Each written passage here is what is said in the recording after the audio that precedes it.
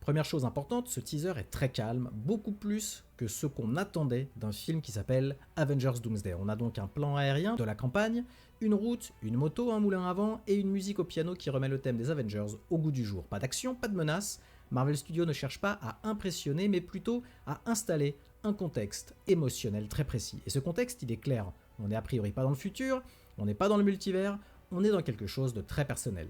Ce teaser ne parle pas de fin du monde, il parle de la vie que Steve Rogers aurait choisie après Endgame. Mais alors pourquoi revenir là-dessus maintenant? Très rapidement, on reconnaît le lieu, la maison, celle qu'on voit à la toute fin d'Avengers Endgame.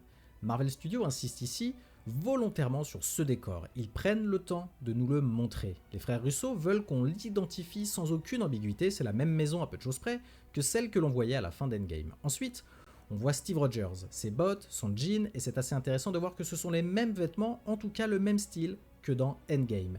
Il n'y a pas de doute possible, ce n'est pas un variant, ce n'est pas une autre version, c'est bien le Steve Rogers qui est resté dans le passé pour vivre avec Peggy.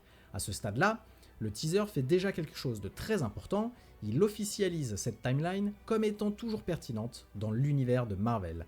Mais très vite, les frères Russo nous ajoutent un détail clé. Juste ici, gros plan sur la main de Steve, il porte une alliance. C'est simple mais c'est clair.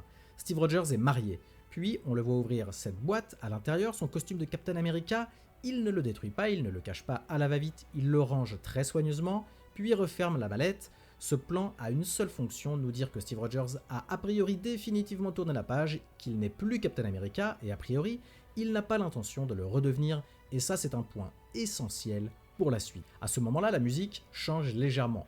On entend le thème des Avengers, et à l'écran, un nom apparaît, le texte nous dit que Steve Rogers reviendra dans Avengers Doomsday. Et on nous dit bien Steve Rogers. Les frères Russo ont soigneusement décidé de dire Steve et pas Captain America, et je pense que ce choix n'est absolument pas anodin.